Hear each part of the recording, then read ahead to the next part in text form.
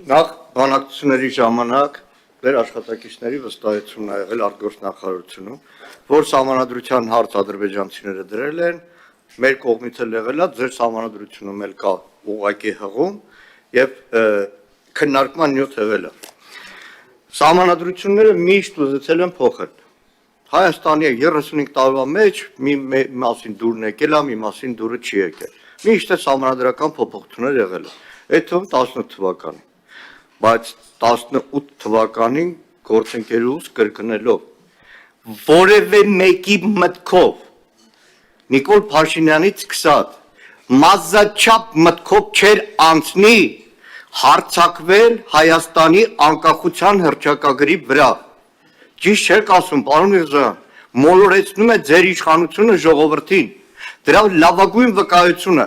18, 19, 20 թվականների անկախության հռչակագրի հետ կապված նույն Նիկոլ Փաշինյանի ուղերձները դիֆերամբները անկախության հռչակագրի մասին եւ դրանից հետո այսօր հարցակում, թշնամական հարցակում մեր երկրի ծննդական անկախության հռչակագրի դեմ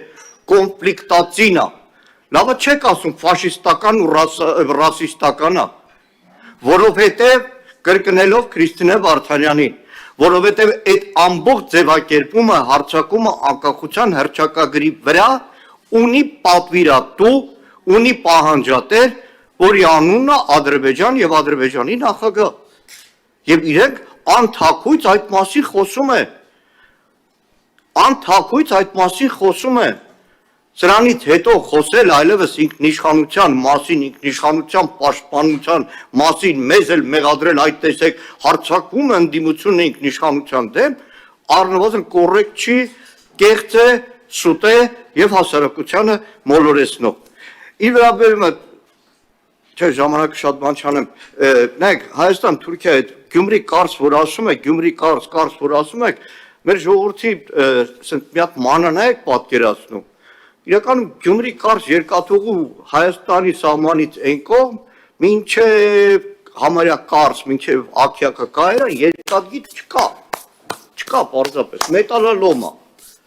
մետալալոմ դողուկապը կայարանա, որ ավերակ է։